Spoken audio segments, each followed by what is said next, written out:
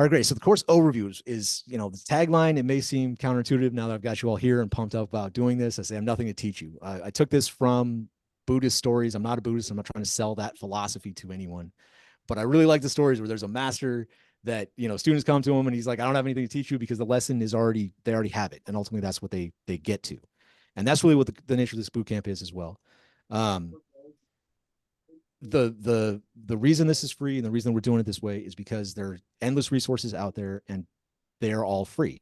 And people like us, especially enlisted folks in the military, I've run into that have this general feeling that they need to be certified, they need to take more courses, they need to do more training on things. And honestly, a lot of coding camps take some advantage of that, and they'll charge you for things that you could absolutely get for free. So this is what we're going to do specifically. We're going to try to similar things as what paid coding bootcamp would provide, but at no cost, using all free things and make it accessible to people who have not done anything before, who may not have their own device, all those sorts of things. Tangibly, what we're going to do is build a fully functional web app from the ground up, from the very scratch, starting with nothing. And then the overall intangible objective of this is to demystify coding for everyone and make it seem like something that you can do, even if you're not good at math, even if you've never really done this before and you're not the most technical. It absolutely is something, if you can read and write, you can do it. So we're ultimately going to give you, I put that in quotations because these tools are already out there, they already exist. We're just going to really inspire you and move through a logical progression of the very, very beginning to functional, slightly more advanced things. That'll be a broad range of topics that'll be enough to give you really what you can build, enough to build anything that you want to from there and take any direction that you want to. So I think a lot of people already know why you would want to learn, right?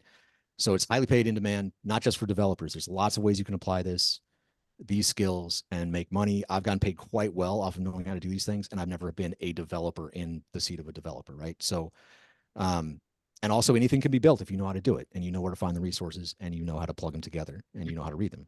And especially with things like AI, reading is even more important. So that brings us to the requirements for this course. You can see this is a comprehensive list. This is it. This is exhaustive. This is all you need to be able to do this. So the ability to read and write, which I've mentioned before, reading is the most crucial thing. You're going to do a ton of reading whenever you write any code. You're going to do more reading than writing. Most definitely, you're going to be writing or reading documentation to find answers to things. You're going to be reading your code, other people's code. Reading code is just good practice. The desire to do it, you must want to do it. So just like real boot camp, when we were all doing that, you had to want to do the push-ups and push the earth away from you, or else you never would have done any push-ups or want to pick up your legs, or it wouldn't have happened. You wouldn't have run anywhere. So desire's got to be there. Internet connection, it's kind of hard to work without it. You'll find it, you'll need to get unstuck. You need some kind of discipline to make this a habit, to do it regularly. So we're going to do 18 hours roughly of class time together and work through some things. That's not nearly going to be enough to really get a full handle on all the things that you would need to know to really use a lot of this stuff. It's going to take more practice outside of that. So hopefully you're practicing in between the times that we're together each week, and then beyond that after the 6 weeks. So this is really what it takes. Actually, real quick, you'll notice that what's not on this list is math, right? So we're not going to do a heavy amount of mathematics. And that was definitely something that I want to hammer home, because a lot of people balk at learning to code because they're not strong in math. I have a background in linguistics. I'm also not super strong in math, and I never have been. I found myself wanting to learn more as I've been coding for the past half decade or so. But it's not something that you need to get started. We're going to go over a little bit of math today on the basics of how binary works, but it's just to understand the concept, and that's pretty much it. So you could be functional coding at pretty good levels without real deep math knowledge. So I don't want that to be seen as a hurdle, as something that you need. So how are we going to do this? We're going to treat it like a real boot camp in a lot of ways. That, we're focusing on getting basically trained. So people that are coming from, think about what boot camp does. It takes people just like off the street and makes them into a basically trained soldier, sailor, airman, marine, whatever the case may be. And then you have to go on to study further and become specialized in something. So this, again, is going to be a broad range of topics that will help you find those things that you want to further explore, while having something functional, useful, and covering a lot of the bases that you would need to move on to the next step. So we're going to do it over 6 weeks. lots of hands-on stuff. Today, hopefully, is the most that I'm going to be doing PowerPoint stuff. It's going to be a lot more of you all working with me and doing things and writing your own into terminals and whatnot. I want to start that today. It is self-paced though. Generally, we have milestones that we want to hit each week, each day. We have activities, those sorts of things, and there'll be more practice to work on afterwards. But it's up to you how fast you go. And if you're way ahead of us, if this is too slow for you and you want to go faster, absolutely, you can dive in and go as fast as you like. If it's too fast for you, a little bit too quick, then go slower. Take it, go back and watch the video again, watch other videos, take some time to learn what you need to, and stay connected with us too. So that's the general how. This is a little bit more specific syllabus. So each week, the general topic this week, we're going to be covering foundational things today and Thursday, to get a little bit high level about the language of Python. And then next week, we're going to do data structures and algorithms, which those of you who are, if you're looking to get into developing and become a developer, this is going to be a major place you need to focus on and practice a lot of. And we'll have tons of resources for how to practice, where to practice, what to practice, that kind of stuff. And then weeks 3, 4, and 5 are going to be the app development that we talked about. We're going to actually be building an application. It's going to be a fairly simple 2-page website with a homepage and then a to-do list on a separate page, mainly just to show how to build those things. And so you can put different pages together. It's not because there's any reason to keep them separate, but a to-do list, because literally everything we do with any app, if you think about it, can be thought of as a to-do list, because you can add things to it, you can update those things, you can see the things you've added to it, and you can delete things from that list. That's if you think about any app that you're on, like Airbnb, it's the same thing. You can add an opening, you can update it, read it, delete it, those basic functions. So it's a good starting application to build, and it'll be fully working, fully functioning. We'll do a little bit of JavaScript because it's unavoidable, but we're mostly going to be doing this in Python and using Django, which is also written in Python. Then the last week, we're going to do some more advanced topics, quote unquote. It's going to be mostly focused on things like Git, using Git for version control, GitHub as a site to access and use those sorts of things if you're not familiar with it. And then we'll talk about, what you can do next, where you can go from here, how we can go. Ultimately, what I would love is if we get to the point at the end of the 6 weeks where most or all of you are comfortable taking other people's code and contributing to an open source project. I would love if you were to that point. If you've never done that before, I would love it if you were able to do that and work on it. We have an open source project that you can work on. You can help us. You can contribute to our website for practice. So that's the overall breakdown of what we're going to do. And then briefly a little bit about me, why anybody would even want to listen to me. So I mentioned before, I haven't been a developer in any of the big tech companies. I've been working in tech for a few years. I'm a self-taught coder. I was a linguist in the military, like I mentioned. I was a Russian linguist. And when I got out, I went to school for linguistics and was going to be an interpreter. And life being what it is, I changed course really quickly at the end of my senior year.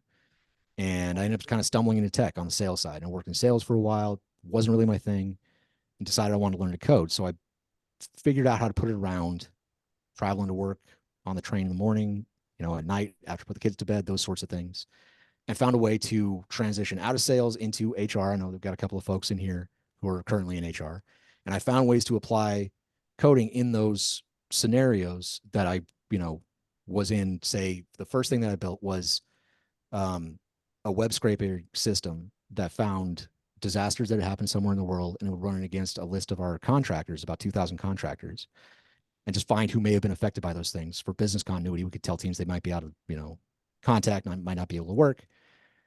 And the only way we were able to do that at the scale we were able to do it was because I could run the system through Python, and I could build that enough to do that. And that got me promoted. I got paid quite well from that. And that was the first of many things I've done over the years that have got me paid just knowing how to code without being a full-on developer. And there are also plenty of routes within the tech space to do things like DevOps, where you help with the deployment of software and you're not really writing the code itself. And those are all things that will cover the mechanics of, like, Git and things like that are useful towards those ends, if that's kind of one of the ways that you envision going. So there's lots of ways you can go with this. I've gone to a coding bootcamp. I think, Ray mentioned doing one, and maybe some other folks have done them. I was really dissatisfied with it. When I went there, the instructor had just finished coding bootcamp and had never done anything outside of that, used any code in any professional capacity. And whenever you asked him a question, he would just tell you to go look it up. And he would say, that's what the job is. I'm like, well, first of all, how do you know what the job is? Second of all, if you have no answers, what are we doing here? But then also he would point us to, and the curriculum of the course was like other free things that were out there. He'd say, go watch this video here, go do these practice things there. And I was like, then what am I paying you for? If it's just the regularity of coming together, it seems like you're just taking money for no reason. So I don't think anyone should be paying for coding bootcamp. And the last point, I believe you could do it with what's available. This is why I'm really doing this. So the other part of Hired Labs as a project and organization that I'm working on building is we help people find the job that they really want to be doing and help veterans move into something that's going to be fulfilling. So we help with resume rewrites and finding open jobs and things like that. And while I was doing that and I was interacting with people, they would be telling me very regularly, oh, when I asked them, what do you want to be doing? They'd be thinking, oh, I've been thinking about doing a coding boot camp. And the same thing would come up to me. It's like, don't pay for it. Don't do it. I'll just teach you code. So that's where this came from. This is why we do this course. This is why we do it for free. And it's why I only do it for veterans, because that's what my organization does. So with that, that is what the course is. That is what we're doing. I was going to take a quick break here and send out the resource list to everybody. And if you haven't already, I sent out an email earlier asking if you wanted to sign up for Python Anywhere at pythonanywhere.com. If you haven't already done that, this would be a good time to do it because we're going to be using it by the end of the course. I have a few more slides after come back from the break to talk about some basics, but then we're going to be diving into, hands-on on the input and writing some stuff that's really basic and simple. Do you have any questions or anything before we take a break? Is this going to show up in the email, my email? Yes. Good question. Yeah. I'll send it to everybody in email. And I'm also going to add thanks, Michael. Good question. I'm going to add the Discord server in there so we can stay connected between classes if we want to. And we talk about why I chose Discord over Slack if you like, but it's because that's what kids are using these days. And a lot of projects are going to find out they have Discord. So, get used to it, I guess. But I think that's what I'm hoping to get out of this is you can go and do these little YouTube channels and they're great for what they are, but they never explain the why. exactly. Why are you doing it this way? Yes. There's a reason. Yes. There's a pain point that I haven't learned yet that I'm about to experience because I'm doing it myself. Yep. And I'm hoping to grab your wisdom and find out why am I not going to want to go down that pain path. There's a reason that the people avoid certain things or do certain things in certain ways. Yeah. And that's really the value of having someone you can ask a question of. Absolutely. So you can understand why. And yes, the question in the chat is Python Anywhere free? Yes, it is absolutely free. I'll address that question real quick. Yes, everything that we do here is going to be free. It's totally free. There will be, they're all going to try to pitch you on some kind of upgraded upsell, whatever. They've got paid services. Nothing that they have is something that we need. You could do all these things totally for free. There's a lot you could do out there for free and really build, like really realistically build even way more complicated stuff than we're going to do here. And it's still free. So I'm not going to pitch you on any particular service, tell you to pay for anything at any point. And I'm not going to ask for money from you at all. Christopher, I definitely want to hit that on the head, man. I appreciate it. I don't want to try to project myself as being some sort of expert. There are things I'm definitely short on as when it comes to knowledge. So I'll try to share what I have through my experience. And this is built out of sort of the same pain point that you had of I started in the wrong place and started learning Python and I didn't understand why, right? I didn't understand what I was even doing with it. And then once I kind of got that, I didn't know where to go with it from there. So I'm hoping to give you that full broad spectrum of things and tie it all together for you. Cool. So Diane, you got a question? Yeah. Two questions. First question, I'm continuing to tell my other vets about your program. Sure. Since this is just starting, is it a rolling thing or should they wait for the next set of 6 weeks to jump in, or is it built upon the previous, in other words, they wouldn't come in? Yeah, no, I get what you're saying. Yeah, no, it would be, it's really up to them. We can have people jump in the middle. I've already had people ask already if they can join late or join partway through. Again, since we're recording this, I'll send anybody that wants to these videos to catch up to where we are. And this is really up to them. If they, because again, like Christopher was saying, the value of being able to connect with people and talk is really where it is. There's plenty of YouTube videos. And again, I'm going to point you to those things. We're going to use those resources. We're going to use things that are free and accessible like YouTube and those sorts of things. You can't really ask those people questions, right? So Well, Uh, yeah, because I'm continuing to tell folks about this. Mhm. And, Yeah, they may absolutely. get the information late, some of our, Yeah. events. For that, I The think other question, real quick is, before you go on break, Mhm. I think I was telling you earlier about my knowledge of HTML. Will that Mhm. come in handy at all, or am I putting it aside and learning something new? No, just completely forget it. No, yeah, we'll use HTML. I'll show you where all that falls. That's kind of in the Okay. next portion. That's the after the break. We're gonna talk about exactly that, sort of what languages are, where they are on a spectrum of things, and what we're gonna Mhm. use specifically here. And HTML, we'll definitely use it. It's again, it's unavoidable on the internet. If you Yeah. do internet anything, you're gonna touch HTML to some extent, right? So yeah, I'll do a little bit of it for sure. Okay, I'm good. Cool. Thanks. Yeah, absolutely. Any other questions or anything else? Yeah, I do have a question. I'm sorry, I'm Sure. a little bit late. Yeah, no worries. My question is, so is that how we're going to build our GUI through JavaScript and HTML? No. So it's going to be mostly Python, but there'll be there'll be a little bit of JavaScript, a little bit of HTML, like tiniest bit of JavaScript just to introduce it. Okay, because I've never seen Python be. I mean, I know some apps that's fully built off Python, but Mhm. most, like I know, like most apps don't use Python to fully build their app. They use other languages, Yeah, absolutely, and absolutely. Python is. I want to say, what is it? Correct me if I'm wrong. It's a back end mostly used language. It is, and that's a really good point. Again, we'll get to all this stuff when you start talking about front end things, it's unavoidable that you're going to be doing JavaScript. And so a Right. lot of times, and what you see in a lot of boot camps and things that are out there, it's just all JavaScript, because JavaScript also has backend stuff. You could do things in Node.js, for example. That's a backend JavaScript framework. So I'm not going to get ahead of myself, but we are going to talk about that next on specifically like what languages, where they are, and why we're doing this particular set of languages that we're doing. Yeah, versus like why you would make the choice at all, right? So that's be the next part after the break. So let's go ahead and cut for, let's say, we'll do 10 minutes. We get this email out, drop the Discord server in there so everybody can join if they like, and give you a chance to sign up for Python Anywhere if you haven't already, which again is free. Okay. I got it. I use because I've been like teaching myself how to do how to write Python code, and I actually took a course on it, but Cool. life was kind of getting to Yeah, no, I get you, man. I'm redoing some things, but I actually I use Visual Studio. Is that okay? Or You can, yeah, you can, absolutely. But part of the reason that we're doing it in Python Anywhere is because it doesn't matter what device you're on. You can access this in the cloud. It's a full Linux environment. Again, I'll get into the details of what this is and why we made this choice to use this, but without getting too much in the detail, a major purpose of this class is to give veterans who may not have access to their own device, who are maybe like transitioning out of prison or are homeless and can only get into a library or a community center or someplace that has a community computer, and they can log on to the internet and that's all they can do. That is not a barrier to learning code. So like, yeah, you can absolutely do everything we're going to do and we'll talk about those like other that's amazing. resource. Yeah. On the resource list is going to have other IDEs. Like you mentioned, Visual Studio Code. I didn't list that because I don't run on Windows. We'll talk about why, but all this stuff can be done locally on your own personal device if you have one. But this course again is set up so that people can access it no matter what their obstacles are.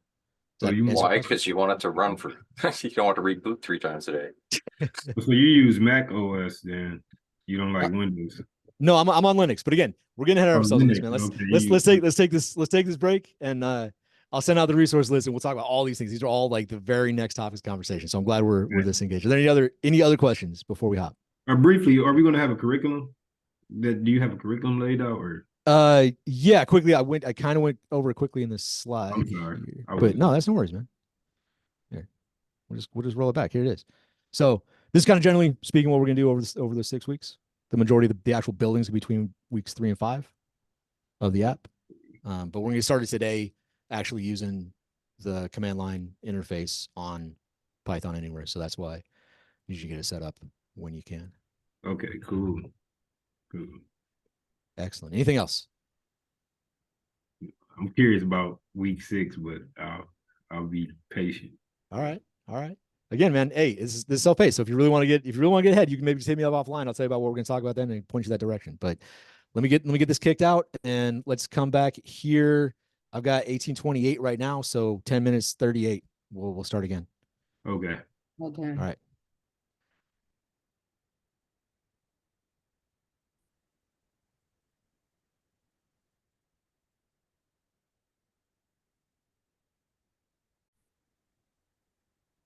Like the voice said. So here we are again. We're going to start up with the actual content. Thank you everybody for coming back. Those of you that did come back. Yeah, I can't see all of you, so I'm just trusting that you're, involved. But no, I'm just messing with you. It's good. I just said it's a choice to keep your camera off. So we're going to dive in through a few more slides of high level kind of concepts, and then we're going to check out Python Anywhere. For those of you that maybe just joined us during the break, I want to make sure everybody signed up for pythonanywhere.com. It's totally free for the beginning level, which is all we're going to need. And we're going to be using it today throughout the course. Everything we build is going to be in that. So if you're going to multitask, which I typically don't encourage doing, do that over the next little bit and make sure that you're logged into that because we're going to be using it here soon. All right. So we are going to go through an introduction to programming. Computers are stupid. I want to keep that in mind as we're doing everything we're doing. Computers are good at one thing. They calculate. They're calculating machines. And they do it very quickly. That's all they do.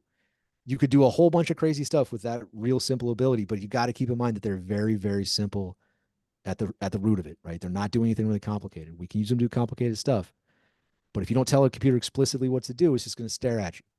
It's dumb. So keep that in mind. Hey, It's not Jeff, how do I make my screen bigger on Zoom? uh I'm sitting here looking at a postage stamp of a screen.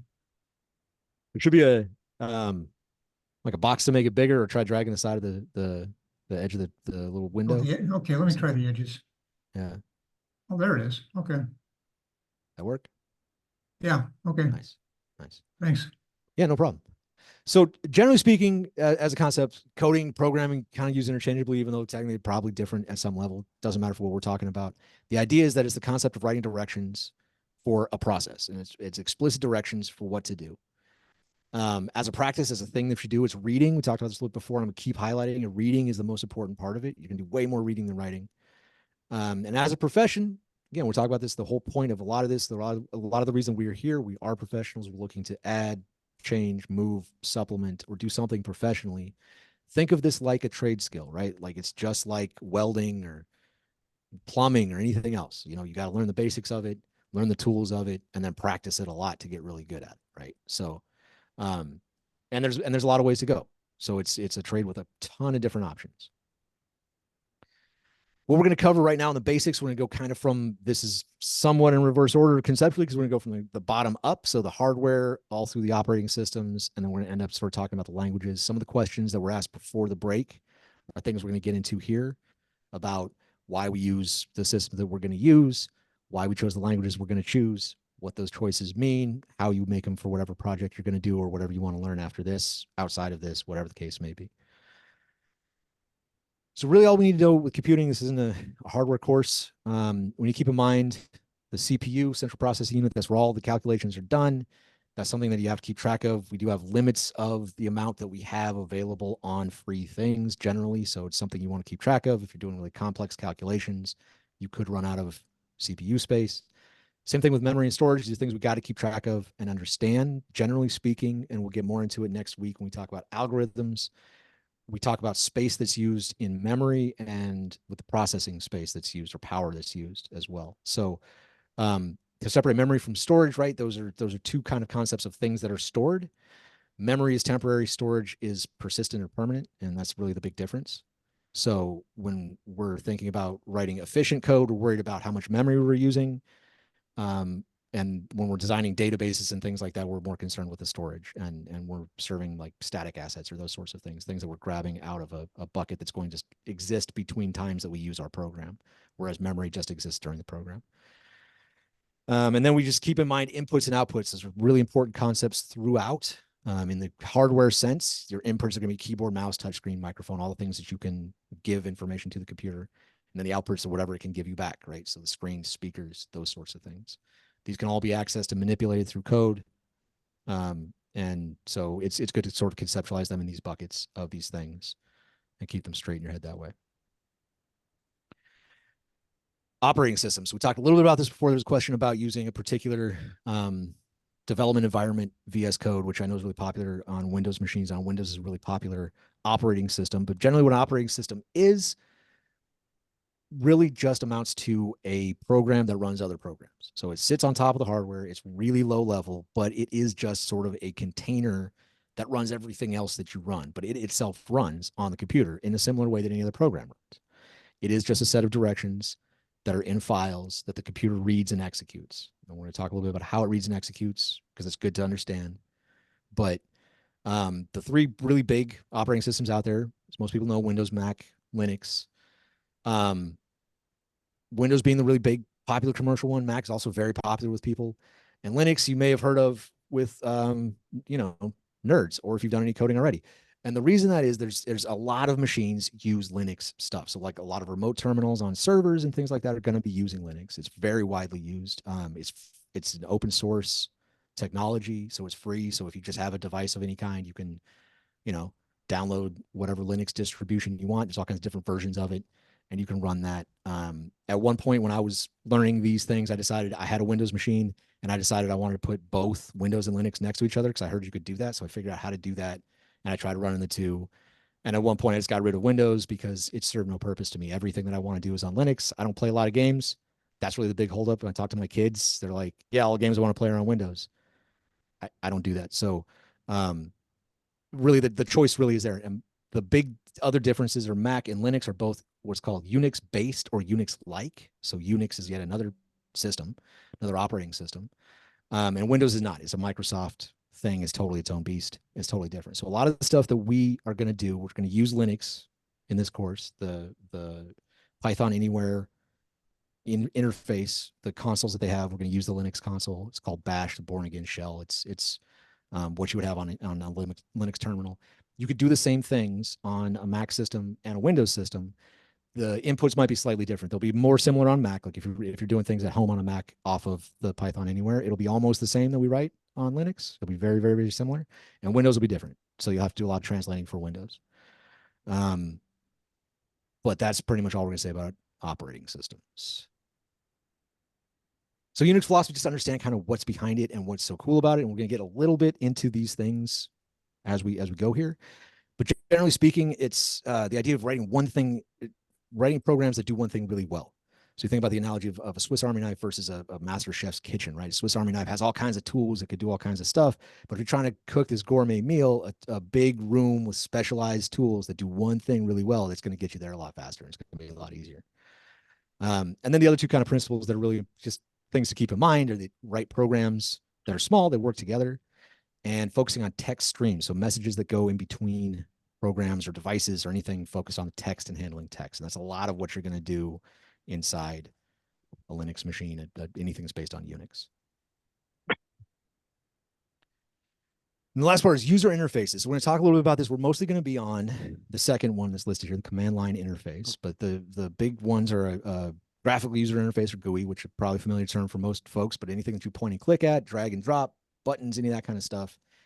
Windows, generally, that's a graphical user interface. Command line stuff, it's all text. So it's all going to be written in text. You're going to be writing and reading. And you don't need a mouse and any of that kind of stuff. Generally, you're going to be just doing things with text. So this is really where we're going to be, but we're also going to build a graphical user interface. The web application is going to have ways to push buttons and interact with it as a user. But we're going to do that from the command line, right? So we're going to go from the command line, build it, and it'll be deployed online as a full-on thing. And then languages. So we had a question earlier about languages. It's going to address that question specifically, like why are we doing both Python, what languages there are, and why we choose them. So this stunning chart is a graphic that shows the programming languages that are out there, not every single one of them, but a large number of them, sort of ranked between being more machine-like at the bottom versus more human language-like at the top, right? So the languages listed at the top are closer to human readable, and the languages at the bottom are closer to machine readable. So they're harder for humans to write and read, but they're easier for machines to process and read. So you see Python is at the very, very top of this list, followed by, very closely, followed by JavaScript. So JavaScript isn't bad, but Python is a lot easier to read.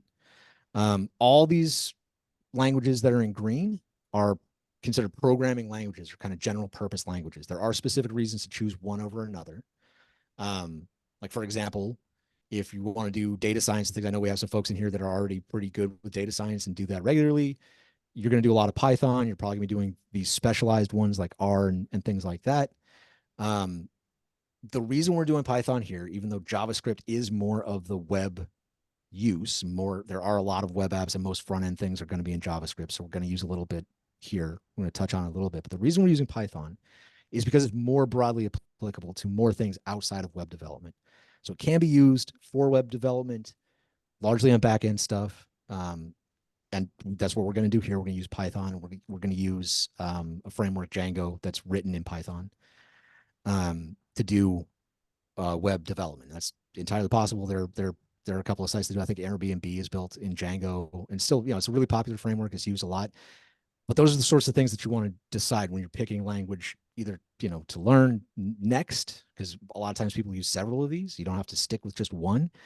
All the ones in green are going to do really similar things.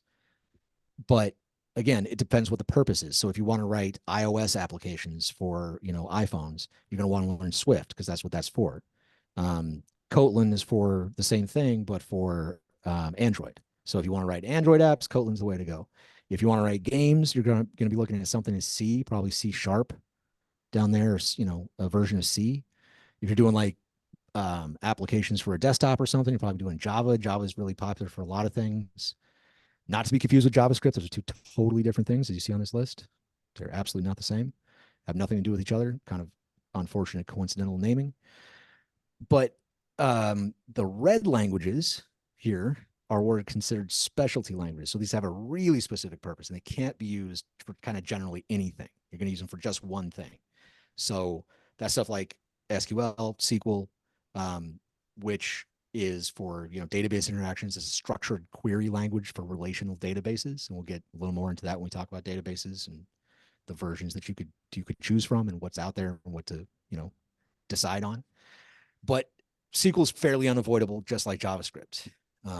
If you're doing things with relational databases, at some point there's going to be a SQL structure sent out to your database. That's how databases are interacted with. And then we had a question earlier from Diane about HTML, that she's had a little familiarity with that. You see this on this list. We are going to be using HTML and CSS, which those are what are considered markup languages. So HTML itself stands for hypertext markup language. It just sort of tells you where things are on a page. CSS is cascading style sheet. So it's really just the colors, and, you could do maybe some light animations with it, but they're specifically for that. You're not going to do the back-end developing of anything really with HTML or CSS. And then the other red ones, we're not going to do anything with R or MATLAB, but we are going to do a little bit of, not shell scripting exactly. That's a whole set of programming we're not really going to dive into, but we are going to be doing a lot of things in what's called a Bourne Again shell, or Bash, the Linux terminal, that command line interface that we were talking about before. So this kind of give a feel of what human languages are versus machine languages. And this mentions that machine languages are in binary. So this, I said at the beginning, is not going to be a lot of math. This is like next couple of slides are the most math we're going to do. And this is really just to get the idea, just understand how these things work, what they're doing, and what we're talking about.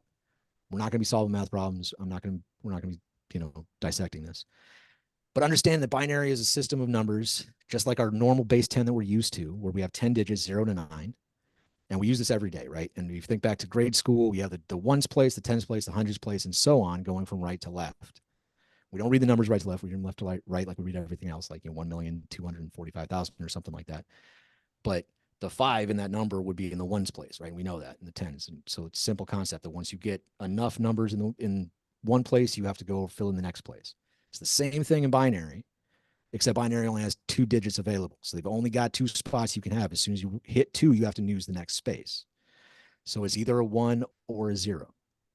So this top on here where it says binary base 2, this little top part, 010011110 is a binary number, right? We read it left to right, just like a base 10 number. But what these places stand for is a little bit different. So each of these is thought of in this next row down as kind of power of 2. So on the very far right side, the 2 to the 0 equals 1. So that's the value of what this place would be. And so these numbers across the bottom, 1, 2, 4, 8, 16, 32, 64, 128, those are the values of that place in binary. And what we do with this is machines that don't understand what we write in our language here in Python will break it down into binary at some point. So they take it from what we write into this ones and zeros, and that's what they read. And we have to know this because it's stored in our storage. So it's processed and stored in these ones and zeros. So each part of this is called a bit. So each individual 0 or 1 is called a bit. And one bit is a 0 or a 1. It can only be one of those things. 8 of those together is called a byte. And the memory of your computer is structured into bytes. So you have X number of usually, gigs or something large at this point. This storage is a lot cheaper now than it used to be. But this is how it's broken down still. It's still structured in this way. And it's relevant to know. What we do with this is encode using these 8 spaces. We can encode all the characters that we use in all the writing that we use in not just English, but any writing system and emojis and everything else. It can fit into combinations of these by switching it between binary and decimal and then assigning it to a character through a chart of some sort. So making that conversion, again, very simple, but these are the 2 encoding sets that you're really going to run into. So one of the oldest or older ones developed by the U.S. Army is the American Standard Code for Information. And in interchange or ASCII, like, I don't know if you actually pronounce it that way. That's how I always read it. And then UTF-8, Unicode Transfer Format. And really the difference here is that ASCII covers all the English letters, special characters like exclamation points and parentheses, spaces, all that stuff. And then Unicode, UTF-8, it covers other languages, emojis, that kind of stuff. So you're going to see UTF-8 is kind of the internet standard now. That's what you're going to have as far as encoding goes. But you still may run into the others. You may run into ASCII every now and then and need to know what it is, how to use it. So converting between these, this is very simple. But to understand sort of how they encoded this, again, if we take the number on the right here, it's a 0. And then we basically, if it is a 1 or whatever it is, we multiply it by this number down here at the bottom. Okay, so 0 times 1 is going to equal 0. Anywhere there's a 1, 1 times 2 is going to be 2. And so we just put those numbers in. So 2, 4, 8, 64. Right? We see how those come down. It's just following anywhere there's a 1 in the top row. We take that number from the 3rd row and put it in that 4th row. And we just add those numbers up and we get a decimal, 78. So we get 64 plus 8 plus 4 plus 2 is 78. Now with that, we go to the ASCII chart, which is broken down by decimal. We're going to skip hexadecimal and octal. But you go decimal, then binary number, and then the character that's in there. So what it does is 78. It blew it up here a little bit down here on the bottom right, where 1001110 is capital N. And you can see on this chart behind here that all the other letters in there, lowercase letters, have their own binary number. And this is what's happening between what you type and what the computer processes. This is all it's doing, is it's understanding it as this set of ones and zeros. So any questions on any of that before we move on? Let's see, what's the 116 on the extreme right? On the extreme, Okay, down on the lower right-hand side of the ASCII text table. oh, Talking that's about one of the octal. octal numbers. Yeah, we're gonna skip that. So the red 4E and the 116, those are different ways of representing the same thing. They're just different encodings that we're not gonna. It's we're not gonna different talk about. bases, right? Yeah. Okay, So good. yeah. Anything else? No, so Cool. All right. So then we're going to go through the basic concepts of command line and file system in Linux. We're going to start with the file system, and then we're going to jump over into Python Anywhere. And I want you guys to follow along with me, do it with me. write these things with me. I'm going to go through some really basic commands. And it's going to be a way of taking notes, right? So I'm going to show you how to, we're going to write all these commands, and at the end, we'll just kind of save them there. And it's going to be something you can just keep and look at again later. It'll work best again if you follow along and do the commands with me. But before we get into that, I want you to look at this and keep it in your mind. So I'm not going to show it a bunch of times. But it's how all Linux file systems and all things are structured in Linux, right? So it starts with this slash or the root, and think of this as the top folder where everything else is inside this folder.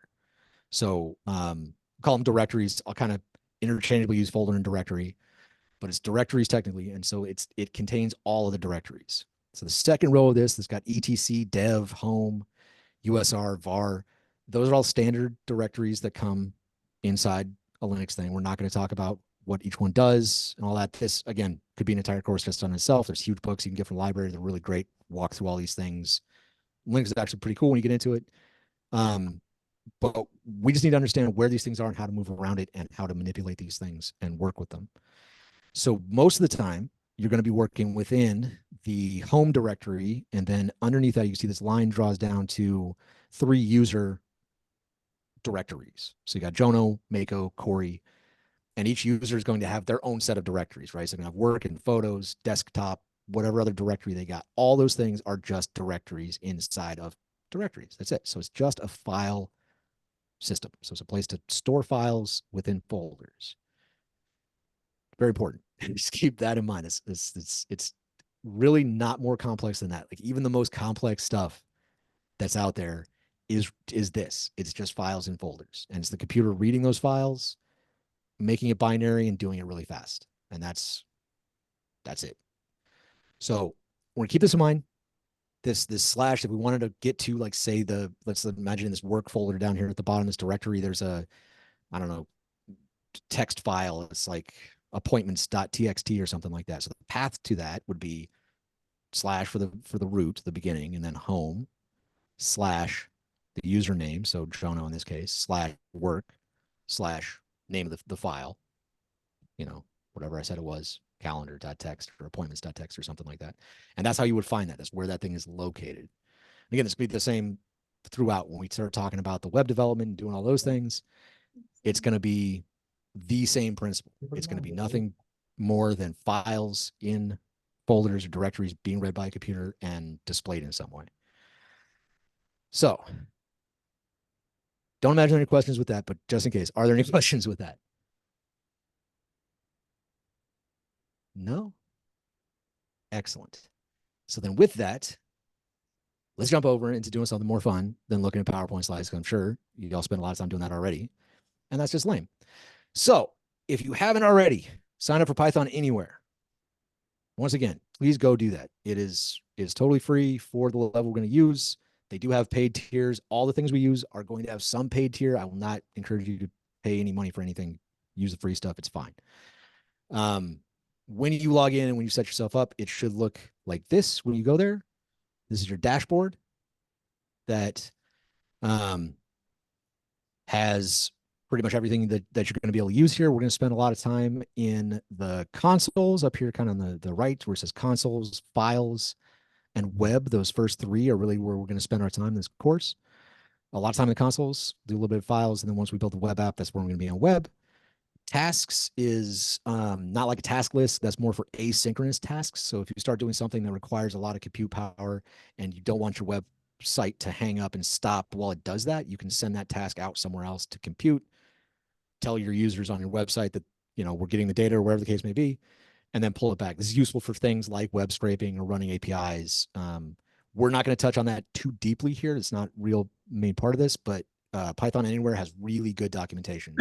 So if you want to figure out how to set up a task for, like, once we get our app built, we have all the things plugged in the way it's going to be at a basic level, absolutely encourage you to set up an asynchronous task and figure out how to plug in like a more complicated API or something like that you want to wrap in something like that so it doesn't crash your site just in case the API comes back bad or whatever the case may be. And then last app databases, we're not going to dive too deeply into those. You can set up a MySQL database for free. We're not going to use that. We're just going to use, there's a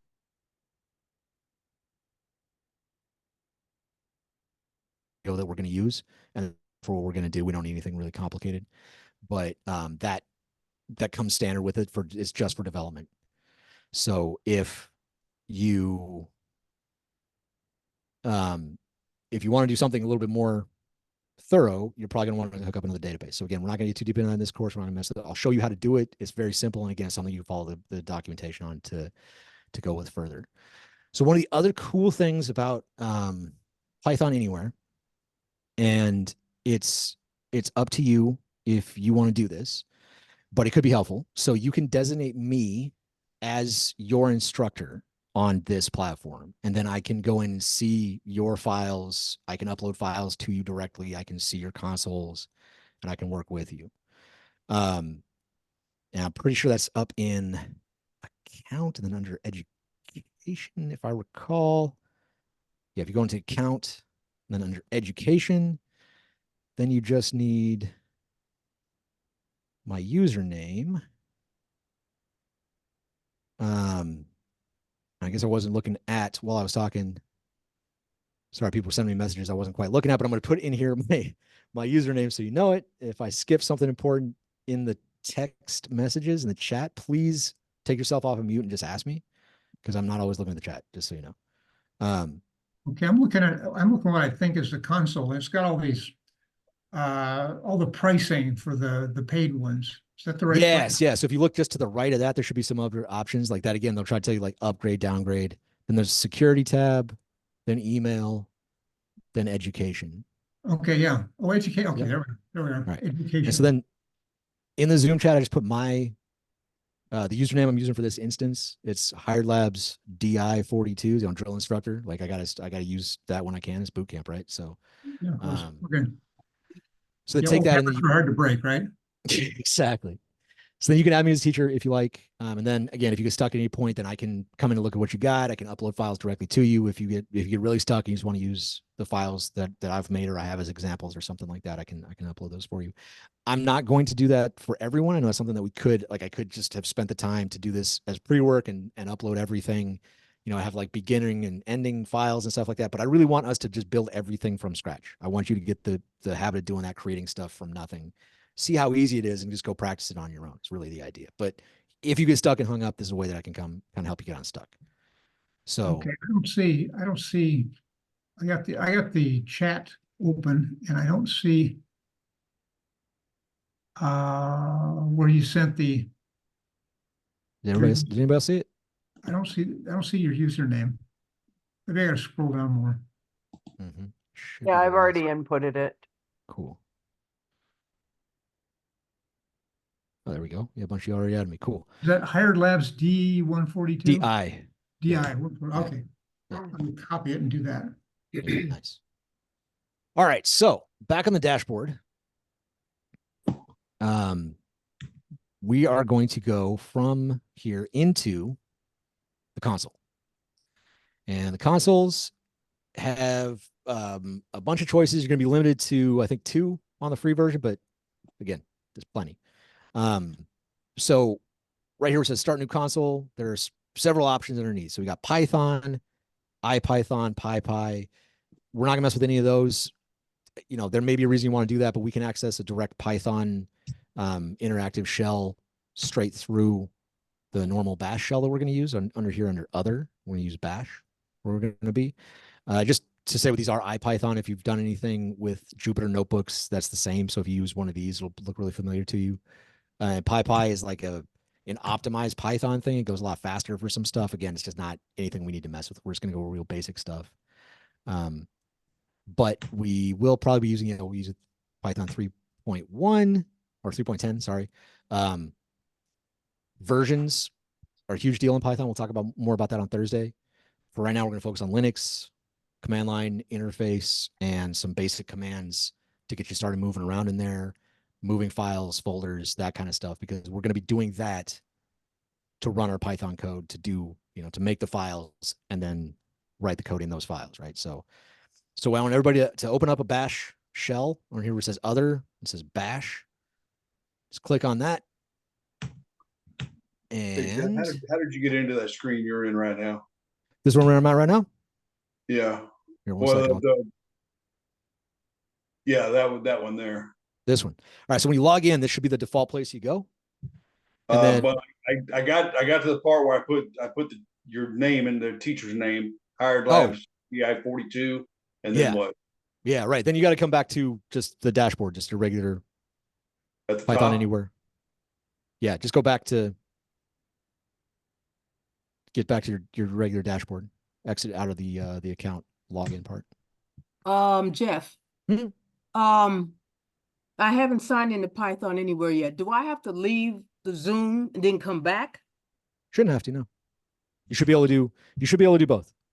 Even if you're doing Zoom through a browser, you should be able to just open this in a new browser Another tab. tab, right? Yeah, yeah. Hit the escape button. Hit escape so you Oh, can yeah. exit full Okay. screen. Got it. Okay. There you go. Get it? No. I mean, I see what I'm looking at, but I need a tab. Mhm. Oh, wait a minute. I don't want to hold you up. I'll figure it out. Let's Okay. see. Yeah, ping me if you get really stuck, and we'll figure it out. I'm gonna press Okay. on, make sure that we get through this. Okay. All right, so from your dashboard, you go up and click consoles, right? Everybody with me so far on that one? We're gonna pick a new bash console. Should take you to a screen that looks roughly like this.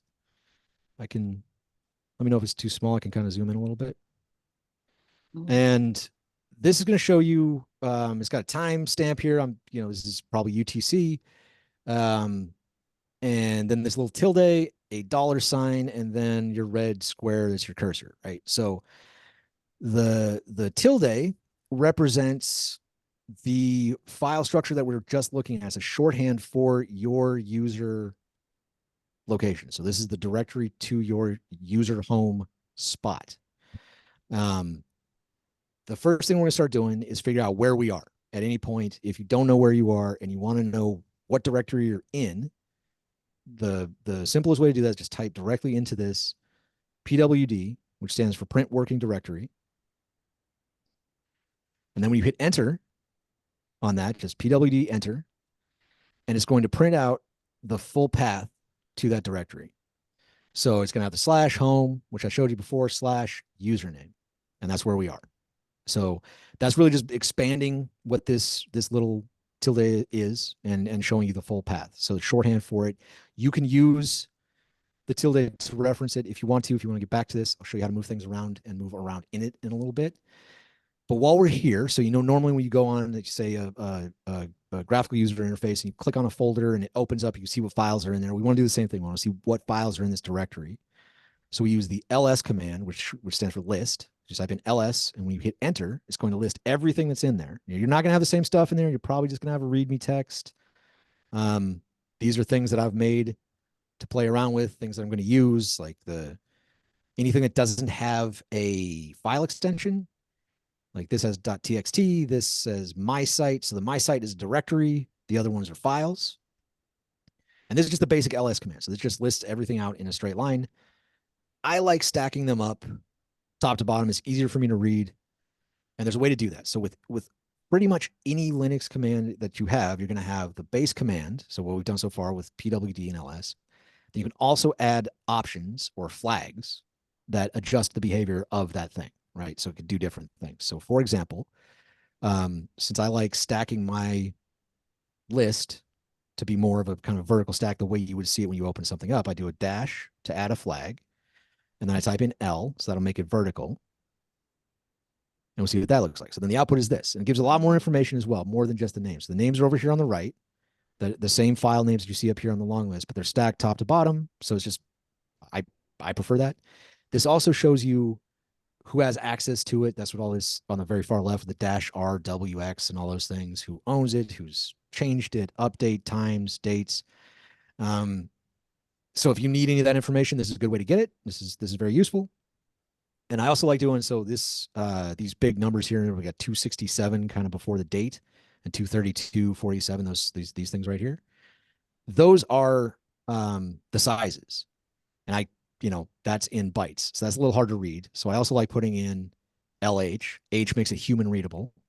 And so that's just another flag that changes it. And so you see those numbers now say 4.8K instead of this, 4,877. That's just a lot easier to follow. So the flags are things that you can add to most of the commands that can give you adjusted behavior on what you want to do and how you want to view things or what you want to put into it. So if you're following along, again, I'm going to show you a way that you can save these later. So don't worry about it. But another really useful command that I'm going to use, I kind of overuse it. So if I clear out my screen too fast, let me know and I can bring it back up.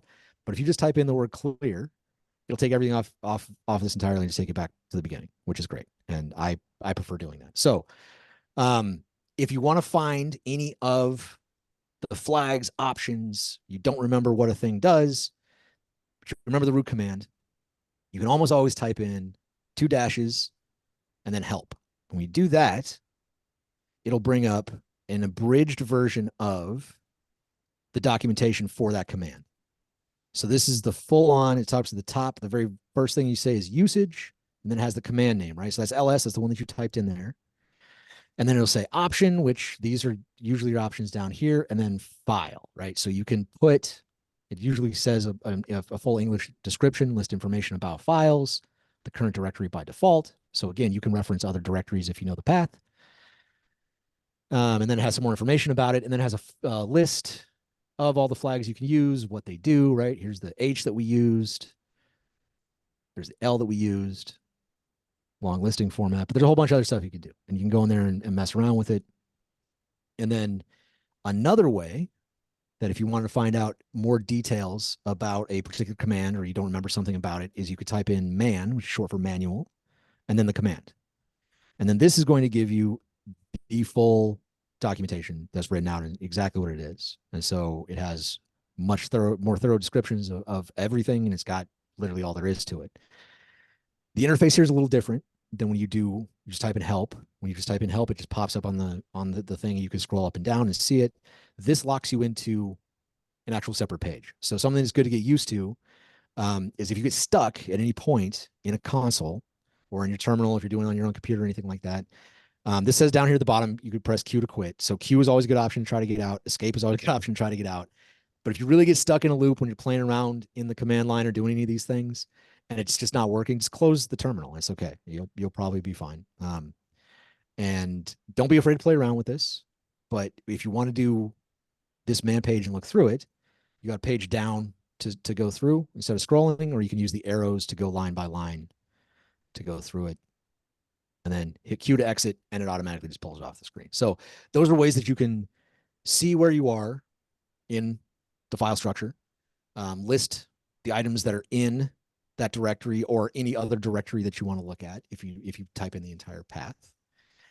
The other things that we're going to do a lot of that are very basic inputs are making directories and files so directly from here. So first, we could start by making directories. And to do that, we just type in mkdir, which is short for make directory.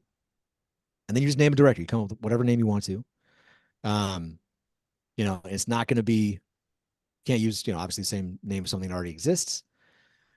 One of the ways to check that is what's called tab completion. So let me back up here a second real quick. So when I start doing mkdir, if I hit tab at the D, it'll fill in automatically because that's the only command, mkd, that's the only 3-letter combination mkd is this command, and make dir. So when you hit tab, it fills in automatically. What's nice about that is if we do, before I make a directory, I'm just going to show real quick why you might want to do that. I'm going to list what's in here again real quick. So you see there are a couple of text files in here, and they all have different names and things like that. And if I'm not sure if a text or a folder or directory, whatever the case may be, exists in the directory that I'm in, tab completion will let you know. If you hit tab and it doesn't do anything at all and it just kind of looks at you, then there may not be anything in there. So it's a good useful tool. Just get in the habit of hitting tab to just kind of fill in the blanks for you. It also makes typing a lot faster. So use tab completion. I'll also show you. So again, I told you had to get to mkd to get it to tab complete all the way. If I hit once, it just kind of blinks at me and stops. It does nothing. That doesn't mean that there is no make dir command. It means that there's more than one thing that starts with that. So if I hit tab a second time, it'll list all the things that start with that. Oh, And this will do the same for your file structures, your folders, all that stuff. So anything that you type in here, when you tab complete, you try to hit tab to finish it for you. If there are several options, it'll list all the options for you. You can choose what you want, right? So there's obviously, I'm not going to go through all of these possible make commands. We're just going to use the little bottom one there on make directory. I'll make a directory. It looks like I was going to use example. I already have one. So I'm going to do example 2. All right. So now I made the directory. There's no input or response that tells me that. So I'll just verify by listing them out again. And there's my example 2 directory. So there we go. So now we made a directory. Great. What else could we make? Files, right? When you decide that if you make more directories than you need or something like that, or make a mistake, how do you delete a directory? I love it. Yes. We're going to get into that next. Let's do making files first, then we'll talk about deleting. Okay. But okay. great question. Yeah. So making files, there are a bunch of ways to do it, honestly. You can I'll show a couple of different tricks. One direct way to do it is with the command touch. So you just write the word touch. First, I have to actually be in the right place. What are we doing here? Guess my internet is going slow. You just write it once, right? Yeah, just once. Sorry, my internet hung up on me and I wrote it twice. Okay, so touch, right? Write touch. And then you're going to write the name of the file that you want to make, right? So if I want to make this file .txt, so a simple text file, and then when I hit enter, that's going to exist. That text file will exist. So I'll hit enter. Again, I'll verify by listing the contents of the directory I'm in. And here's our this file.txt. There's nothing in it. It's just there. Go ahead. You got a question? Anybody Yeah. question? Do you have to identify the type of I love it. file? That's a great question. No, you actually do not. So I fell down kind of a rabbit hole of what those text extensions or what those file extensions mean. It means basically nothing to a computer. You can just write, like the computer is going to assume that it's a text file. And we go back to the concept of all the computer is doing is boiling it down to binary, no matter what the extension is. So The it doesn't matter extension- it doesn't matter if it's full of numbers, right? It can still be a text file, right? Yeah, well, you run into naming conventions that might be a problem for it. But the extension, like the .txt part, that doesn't matter, right? Okay. Like you could just put, if I just put this file, it would assume it's a text file unless I told it otherwise. And really, that's just a flag for some programs to treat it a certain way. Like a CSV will trip a thing that says, "Oh, treat this like a comma separated value document." But you could keep CSV information in something that doesn't have a CSV extension at the end. So it's really a lot has more to do with convention than what is going to affect the computer. Okay. But yeah, an oddly interesting question. I actually kind of went down that a little bit further than I wanted to myself when I found out that wasn't really relevant. Yeah, But it's usually the operating system that needs that help to know what kind of application to open to help you deal with the file you're entering. right.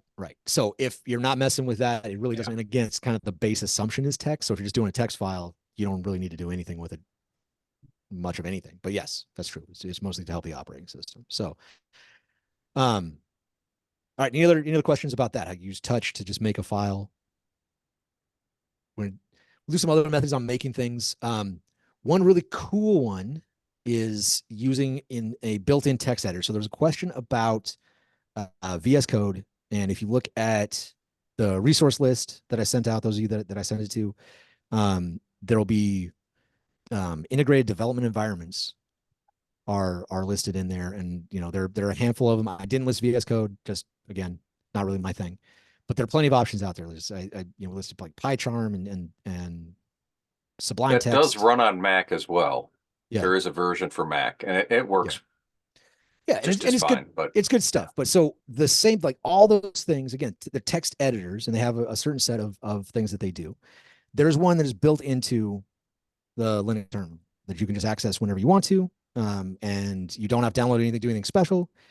It's a little weird to get used to using, but I want us to get used to using it because again, this is really basic stuff and it's very quick. Sometimes I do prefer using this one. So what we're going to do is we're going to access it directly here by just typing in We got a question from Antoine about using pip commands. You can use pip commands. Absolutely. This is already set up to do that. We're not getting to that now because that's down the line with Python stuff specifically. I got a command not found error on dash file. Okay, so there shouldn't be a time you're writing dash file, Marnie, to answer your question. That's not a flag. So the two dashes before something are flags that help. So like if I write ls dash dash help is what I want to do, right? And that'll give me Oh, ls. yeah. ls is the list command that shows what's in And a directory. Do all the words, like, is there spaces between anything? Oh yeah, good question. So ls as a command, that is a set of characters considered a word, and then a space, and then whatever else you want to put in there. Like if you're going to put another directory that you want to look at, that's not the default. If you don't put anything after it, no flags, no other directories, then just ls enter is good. But yes, you put a space between the command and it's called flags or arguments or other things that you add to it from there. It took me a little while to figure out that you were adding spaces because none of my commands were working. But I figured I'm sorry. out doing a space for the ls. Okay. All right, cool. Any other questions or issues? Anybody else stuck somewhere? So I typed in mkdir and then gave it a name, and I got command not found. Did you get a space between mkdir and the name of the? Yes, Did you put flag? Did you put any dashes before the name of the file? I did not. And you just put the file name? Yes. Hmm. Here, I'll do a, oh, I don't know if I can put a screen grab it. It's interesting. Yeah, I can. Hang on. Okay, so it should look like this, There you right? go. So you see put what it was. mkdir space, then the directory name you want. And then when you hit enter, it should come right up. Hang on, I have to expand this because I'm on my laptop. Oh, Okay, yeah, I because did so spaces. mkdir is one word. Sorry. Okay, And so then you did it that one time on the where it says 0218. You got mkdir jumpy, and that made that. And then you could verify that by typing ls, and you should see that jumpy directory listed in the current directory that you're in as a subdirectory. okay, so then I do ls space dir Nope, jumpy, just ls jumpy. and nothing else. Just ls and nothing else, and you'll just see what's in there. Oh. Just don't type anything else after Okay, ls. Just yep, it ls. said jumpy. Okay, Cool. so it's there. Nice. Okay. All right. Thank And then you. again, Sorry. no problem at all. That's absolutely what we're here for. So, same thing with touch. You write the word touch space, the name of whatever file you want to do, and then that file should appear where you want it to be. The other quick thing I want to show you again. So we start talking about text editors. So I'm just going to list what I've got in here. Sorry, I like it. I just like it better this way. So, this is what I got in here. So I made this file, and there's nothing in there as we know. So what I'm gonna do is I'm gonna open it with the built-in text editor. And the way to get into that is we're just gonna type in VI, and then we're gonna type in space, the name of the file. So I'm gonna type in this. I got more than one. So when I say it gets to F, use the tab complete to make sure I do have that text. You do this with whatever file you made. Doesn't have to be named this. But once I hit enter on this, so VI space, the name of my file, I hit enter, and now I've entered the text editor mode. So here it is. If I start typing on here, it's going to give me some crazy warnings. So we don't have to start poking at things. We want to enter what's called insert mode. So down here in the very lower left, it says this file.txt in white and blue. And then underneath, it's got some other information there. When I press the I key, it's going to turn into insert mode. You see down here, it says the bottom insert. And now I can type whatever I want into this file. Now I've got it. I can enter text. I can do what I like. It's not going to be like a Google Doc or something like that. It's a little more rigid than that, but you can code directly in here and write a full program using just this. You don't have to have any other text editors. It's not going to have all the cool bells and whistles that you're going to have in like a VS Code or Sublime Text or PyCharm or something like that, that you'll have like GitHub's Copilot that can AI write stuff for you. It's not going to have any of that, but it'll get it done. You can write a text file in here. So when you're done, to save it, you're going to just hit escape to exit the insert mode. So when I did that, insert disappeared down here at the lower left. I'm going to hit colon. It's the 2 dots, and then W, which stands for write. So that's how you save it. And then I can just go directly to Q. So colon WQ is write quit, and we'll just close this out and save what's in there. So it's going to save it. And now it's saved. To verify that, there's a way to see what's in a file and read what's in a file without opening it up as a separate thing. We can just take the contents out of it and put it out here on this screen, which is called the standard output that we're looking at. So I'm going to clear this, and I'm going to do cat, which is short for concatenate. And what it's going to do is going to take every line out of the file that I give it as an argument, the next file name that I'm going to give it, and it's going to just print that out on the screen, right? So forgetting what I called it, this file. All right, so there we go. So I'm going to concatenate this file out, and it should just have the 3 lines that I put in there, the whatever I want and the 2 blank lines printed out here on the screen. So cat is a pretty cool way to look at things and read what's in there, but you're not gonna be able to change anything. As you can see, I'm right back into the command line. I don't have to do anything to escape or exit. It's just there. And we can do this with any file. So you have that, you all definitely have the README that comes standard with it. So you can concatenate that and read it if you like and see what's in there. I inserted some text when I was messing around earlier, just, for fun. So Crystal, yeah, question was command to write the 3 lines in a text file. So to start again, so I'll do this again. I'll go into the README file. So I'll do the same thing I did again. So I do VI is the first part of the command, and that opens, it's called Vim, and it's the text editor that's built into this. And then I'll put in the file name that I want to mess with and change and adjust and do whatever I want to do. So I'll do the README text. And now that I'm here, I hit I to insert. And then I can erase, escape the insert, colon and write quit, WQ, colon WQ to save. All right, so we are at time. There are still a few things that I want to do on removing the directories and writing these things out, just a handful of things. So if you can stick with us, definitely do, and let's walk through to the end. If you can't, I absolutely don't mind you hopping off. Again, this is recorded, so I'll post it, and you can catch up on this later, since I know a lot of you, again, Aubrey mentioned being on the East Coast. So if you have to drop out, I know it's getting late, but we'll try to move through these things fairly quickly. Just a handful more of them that I wanted to get through today before we cut you out for, your own messing around with this and playing with it. So the first thing, this goes back to Michael's question on how do we get rid of stuff. Now we've started making things.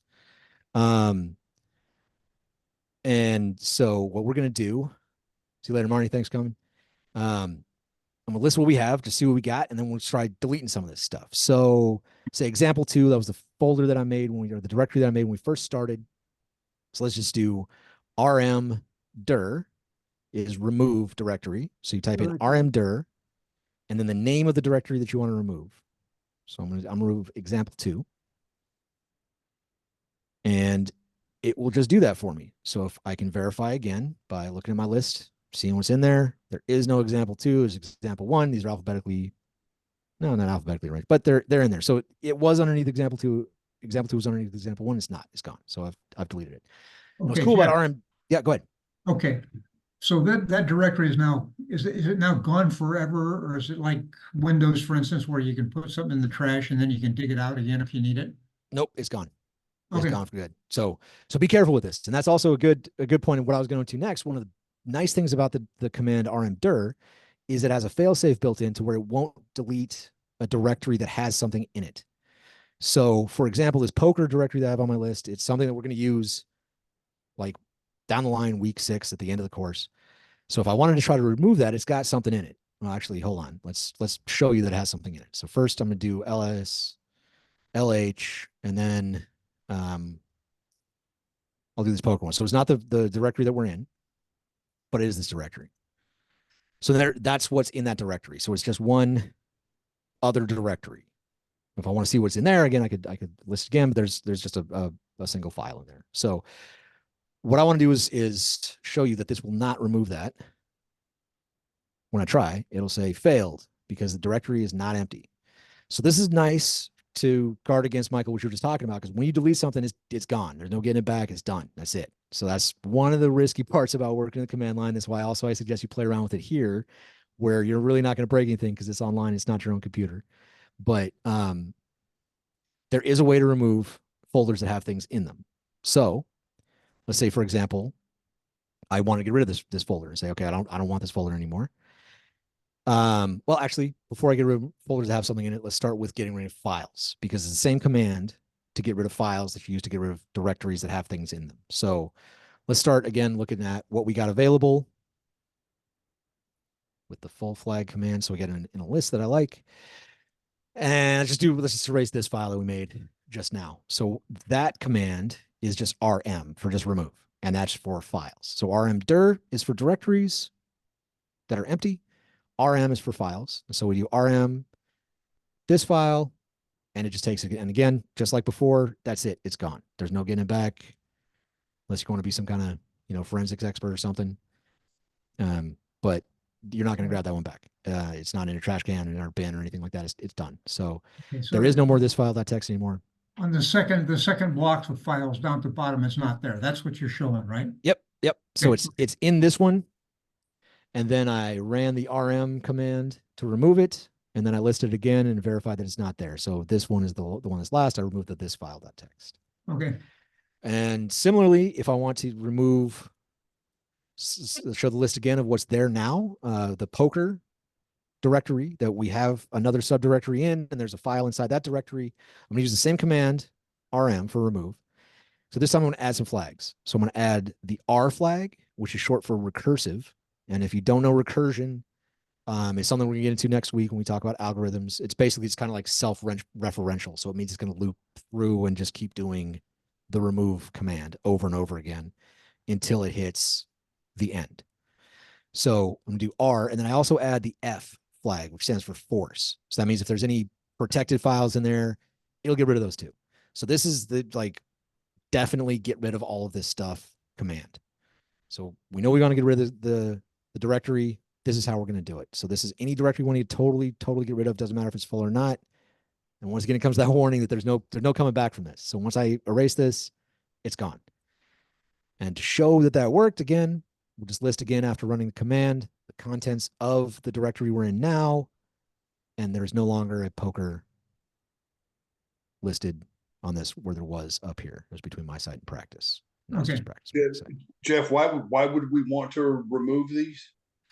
So this is if you want to delete a directory that has anything in it, right? If you want to delete a directory that's not empty, then you want to do that. It's just how you do it.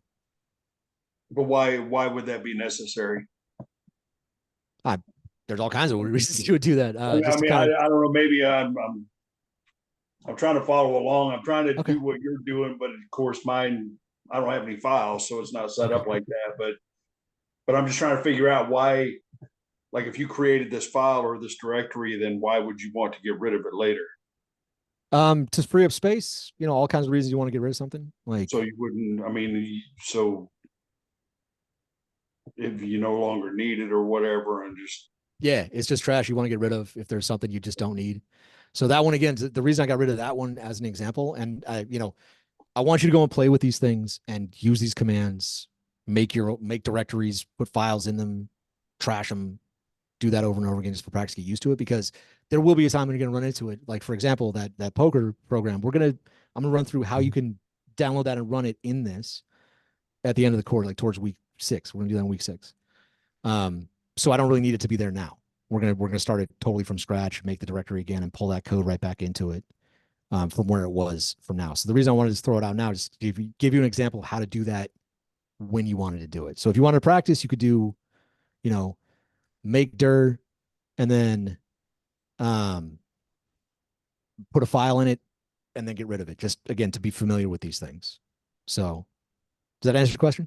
yeah, okay. So if I wanted to make files. Yep. Just trying to remember from the rudimentary, like they could be, you can name them whatever you need, right? Let's say Yeah. I am doing the website. Yes. So I could do a file for graphics, a file for video, a file for just content or text, just like you showed here. however you want to. Hmm, And then, okay. and then Antoine, I see your question in there. Christopher, thanks for hopping in there. That's exactly what you do. Try hitting escape, and then colon Q to get out of V. And again, if you get totally stuck, I mean, you can always just exit out of the console, go back to your consoles list, and just scrap this console and start over. That's totally possible, right? So Is anything in there saved if you just quit out of it? it will. So one of the things that's cool, if you just press up now, if you've been following along, you press up, it'll just show like your up arrow. It'll just show you all the commands that you've put in order. You just go back up and rerun any of these by pressing enter. So Okay. you can go back through the entire thing. And another cool way to do it, let's clear this out. And this is one of the things I want to show you is you type in the command history, and you type in the word history, hit enter. And it'll just list everything out that this is the full log of everything that I've typed into this terminal That's all entirely. your So, keystrokes, right?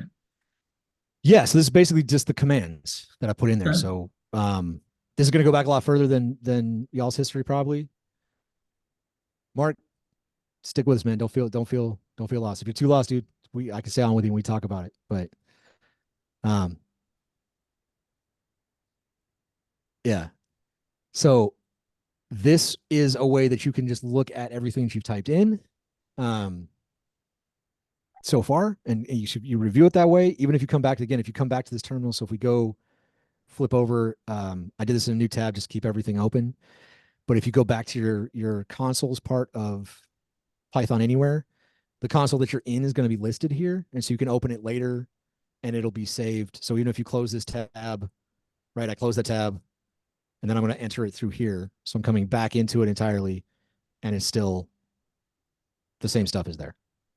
So this is all, whatever you enter in here is going to be automatically saved in this browser. You can come back to it and you can look at it how you have.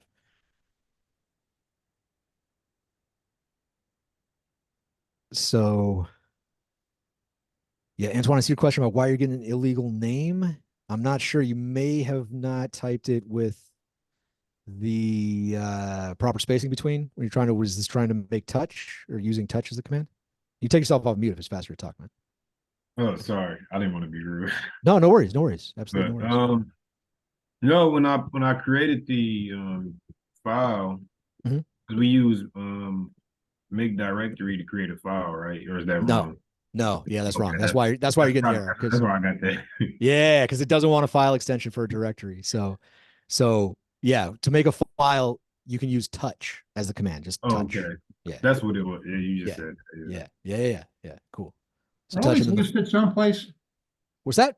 All these commands listed someplace? I'll I'll never remember them the first time through. I promise you. yeah, absolutely. So that's part of the reason I want you to write them down, because then they'll be listed here. You can come back to here and look at your own list. So write them into your terminal. And then also again, so I thought about making a full-on list and saying, hey, this is the list of these commands. Go look them up. If you get stuck, you can't remember and you can't find them here, I challenge you to look that up. That's definitely like the first piece of research that you should be doing. All right. There should be simple. There are a lot of good lists out there of simple Linux commands. So there are, a couple of cool things that we didn't really get through in here. You can link these commands together. You can pipe one command to another. You can create documents in all kinds of other ways besides the touch command. And we'll kind of use those throughout as we go through this. So again, if this felt like it was a little much at first, I get it. It probably is, but that's why, again, we've got some time between now and the next time we meet. So I want you all to play with these things. Go back through this video again to the parts that you need to. If you skipped, if you missed something, you didn't catch something, or it was a little too fast, or whatever the case may be, look back into it again.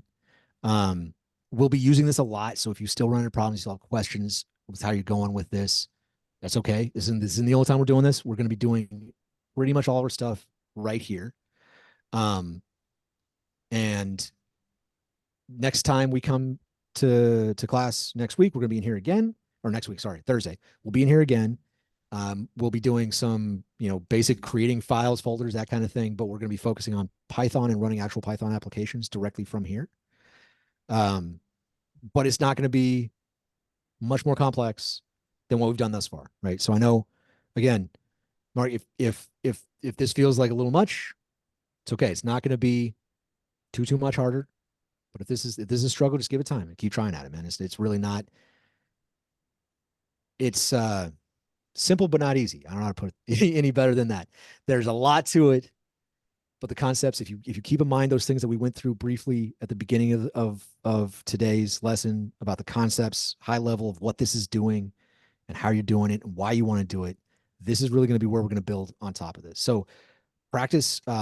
If you haven't joined the Discord server, do that. Feel free to reach out to me with other questions as you're practicing with this. Play around with it, make directories, make files, practice these commands. And also, if you're new to Python coding, I definitely recommend looking at the resource list. The free code camp at the very top is by far the best out of all those resources that there are.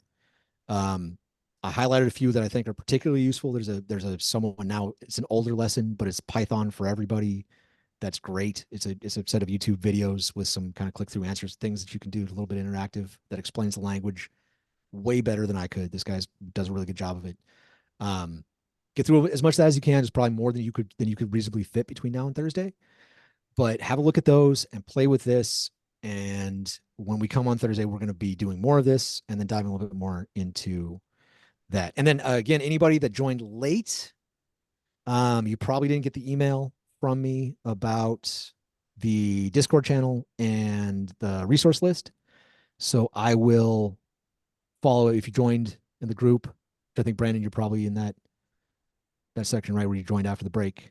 I'll make sure that everybody that's here and that was here gets that full thing, and there'll be a link to sign up for that in there. How do you see what's inside the folder again? So LS. Or file? Yeah, LS. LS. Yeah. I know Oh, LS. That's inside the folder. If you want to see what's inside a file, use cat. Oh yeah, okay, yeah. Okay. It'll concatenate. Thank you. Cool.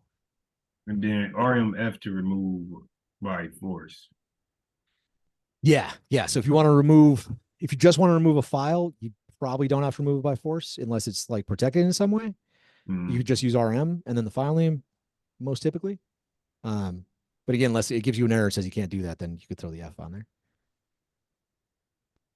But all right, cool. So I am going to again make sure that I get everybody that was on this, those resources, and the Discord server. But again, I'm gonna go ahead and stop the recording now. If you want to keep poking around in here and have questions for me, I'll stay on for a little bit. But that's all I had for today. I know we went a little bit over time, but I definitely have a lot of excitement for where we're going with this. I'm glad you all joined me, and I hope it was a good day, and I hope you come back on Thursday. What branch were you in, Jeff? Marine Corps. Oh, yeah. Oh, Look, well. that's a great reaction. Where are the Oh. crayons? No, I was just kidding. Yeah. No, I was gonna say it's dinner time. I'm gonna go get some. How come the Air Force wasn't represented tonight? Are they not? I don't think so. I didn't hear anybody say Air Force. Mostly Army. Ha ha. Yeah. Well, you know, the economy is doing kind of bad, so they didn't need any cheerleaders cutting back on costs. I'm most amazed that we don't have a Coast Guard or random Coast Guard person. Like every veteran group I've been involved in, there's usually one Coast Guard person that shows up. It's never more than one at a time, but there seems to always be one. So I'll try to find one for you. I know one. that's what I'm saying. I'm sure everybody knows like a max of one. I've met like 2 Coast Guards in my life. All right. That's funny. Yeah, no. So I was amazed to find so many Marines in like higher education. But all right, so I'm gonna stop this recording so that it can start processing. But I will stay online if you all still have questions and we want to keep talking about these sorts of things. But we're gonna Okay. wrap it up there. See you guys tomorrow or Thursday. Yes. See you Thursday. Thanks again for coming. See you.